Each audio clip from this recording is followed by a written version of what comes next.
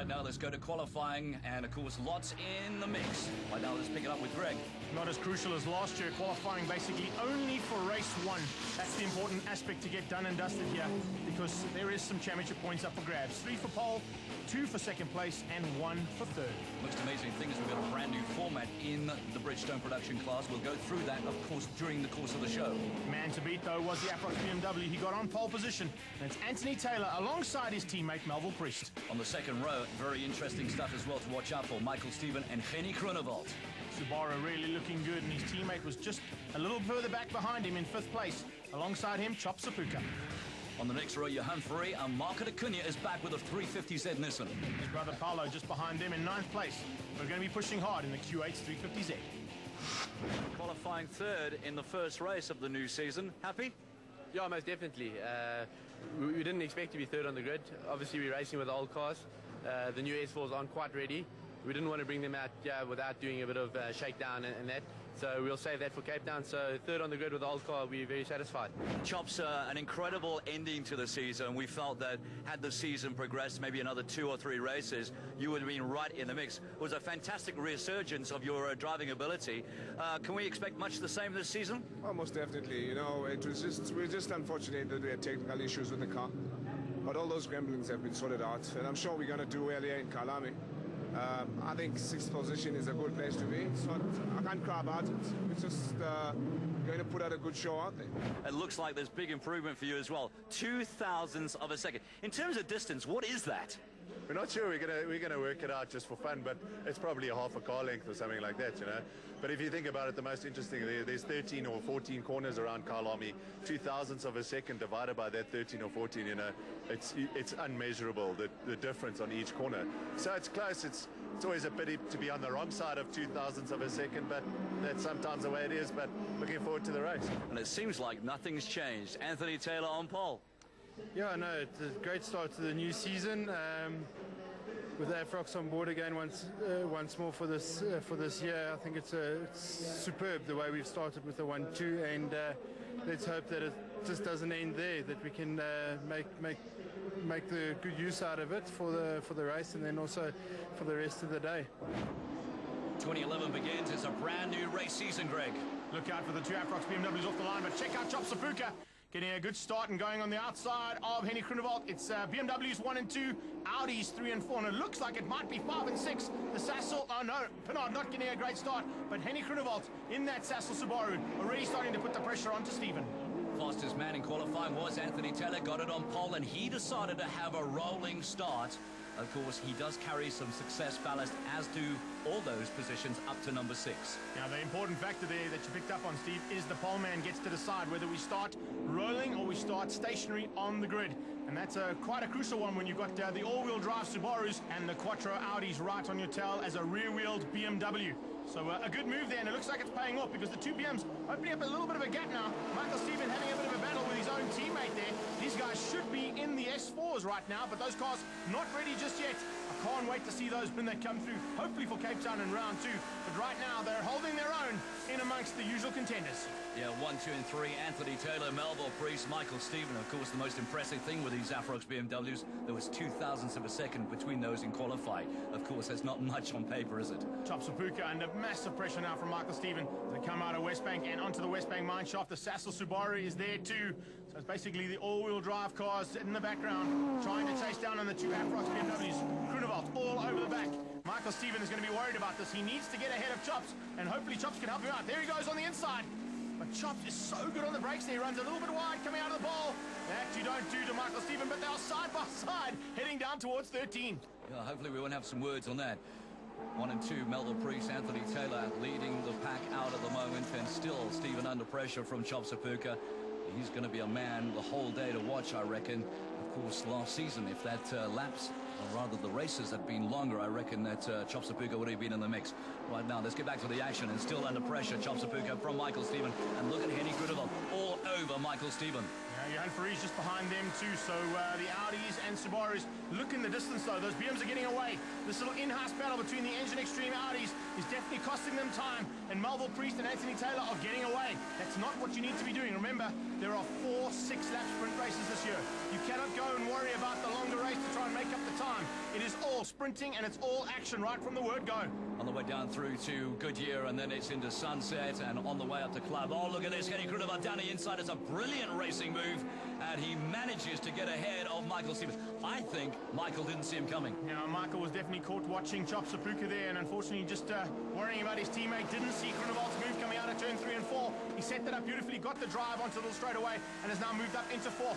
So Michael Stevens has it all to do now. He has to catch Henny Krunewald and then start to put the pressure back onto his teammate, but he's not holding back, is he? Look at this. Look how close he's getting to Krunewald. Sasol Subaru, it's a brand new livery, and it looks really, really nice. More importantly, it's not just about the looks. He's motoring, and now he draws alongside Chop Sapuka. Tries to get the front end in. Chops blocks it off as well under pressure. He's going to know that Kenny Krunewald is behind him, and will know that that car means business. Look at this side by side. I think he's got the drive. He might just get Chop Sapuka here. There's on the way down to the bowl shortly. Around the outside of the sweep. That is massive cojones to get that right. He's got it right. He goes on the inside. Michael Stevens goes with him. And Stevens going to sneak through on Chop Sapuka. That is awesome driving from these guys. A little bit of room, a little bit of touching. And Rubbing's racing as they come into 13. Oh, it's touched again. Can you believe it? Chop's turned into his teammate. Michael Stevens goes off.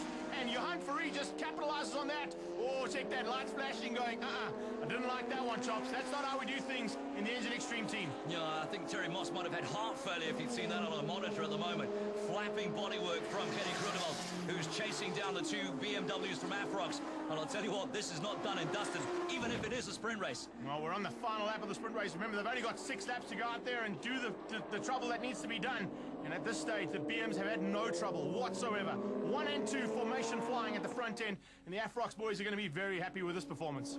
Here they come again right now, 1 and 2 from BMW. Of course, the package continues to be very, very successful, and particularly here, the rear-wheel drive at Kyalami looking the business into the bowl. Check out Henny Krunewald's car. The boot has come open and he's got a massive downforce problem now. Hopefully he can keep it all together. Hopefully we get a pick. There it is. Look at that. The bumper's in there. He had to stop and pick up the bumper, I think. Put it in the boot.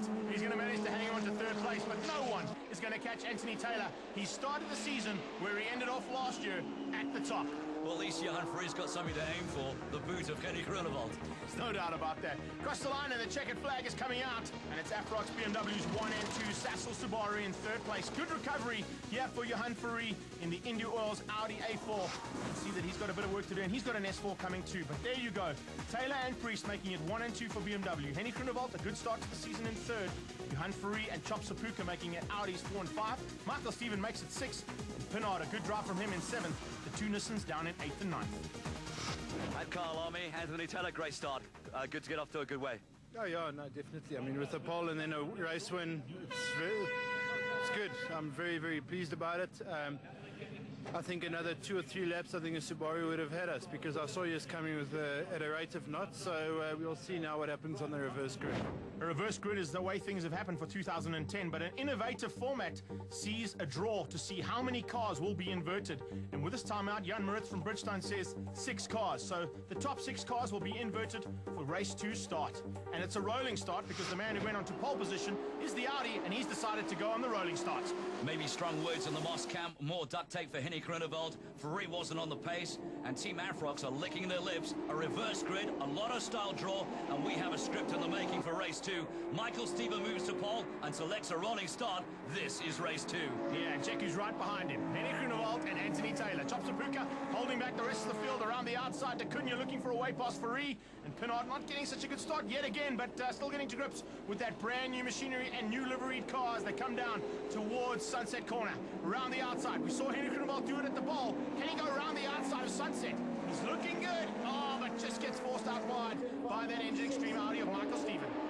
Looks like one of the BMWs putting some pressure on. It is, in fact, Anthony Taylor trying to get on the outside of Michael Stevens. No room there, but Henny Krunewald is making a move. Yeah, car's going to be a little bit... Oh, a massive crash there out of nowhere. What did Paulo D'Cunha do? D'Cunha goes a little bit wide on the outside, and the exit of that turn puts a wheel on the dirt and goes slamming straight into that wall. That could possibly be a problem here. Are we going to see a red flag? We'll have to wait and see. Right now, the action continues at the front end. They didn't even see that because he was the last car in this pack. I would have loved to have seen a replay of that because he just came out of nowhere and across the side of the track. What a place to lose it. Back on the pace at the moment. Henny G, Michael Stevens dicing it out. Henny G's got the inside line. Stevens has no answer, but But tagging along, one of the BMWs, that's Anthony Taylor. Chopsapuka still in the mix. And maybe they've calmed down. Let's get on the gas again. Oh, Stephen on the outside. Having a look. I don't think so. We're on board with Stephen at the moment. All over Anthony Taylor. Kenny Grindelwald gets a good drive. Those Subarus are just motoring at the moment. It's amazing what they've done in the off-season, and the testing is definitely starting to pay off here. The Taylor's BMW has also got some pace. There's no doubt about that. He went on the inside, got through, and got into second place. And now it is a freight train of Engine Extreme Audis coming behind for 3 and 4. And then you got Johan Ferrari, so there's 3 Audis pushing for the latter part of the top 5, and there's nothing in between the top 2. Look at this. Taylor has caught onto the back end of Grindelwald. He's already looking to show a wheel up the inside into turn 4.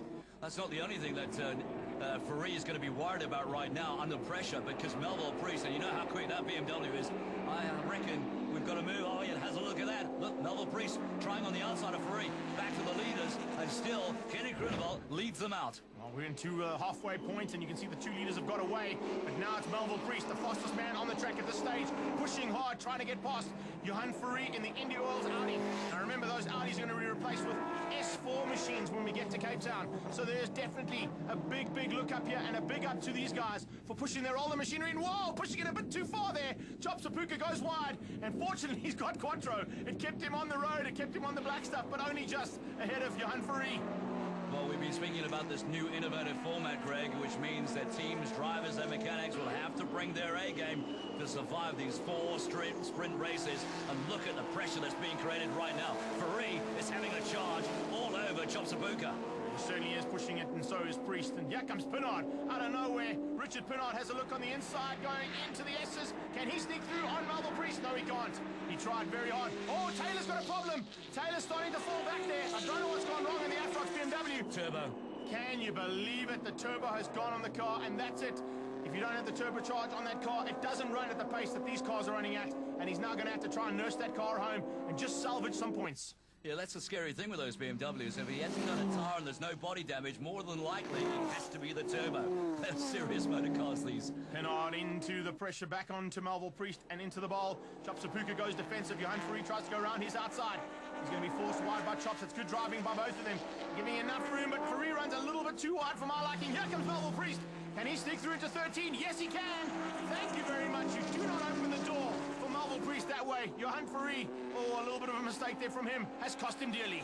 It has indeed, Greg. It has indeed. But I'll tell you what, I'm very surprised. Richard Pinard is starting to get something out of that Subaru, and he's bringing pressure to bear. Kenny Grunewald. Look at that, Michael Stephen.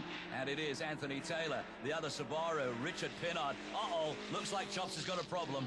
Chops has also slowed up dramatically coming out of the S's. So now Da Cunha sees Johan Ferrari and possibly going one position further up.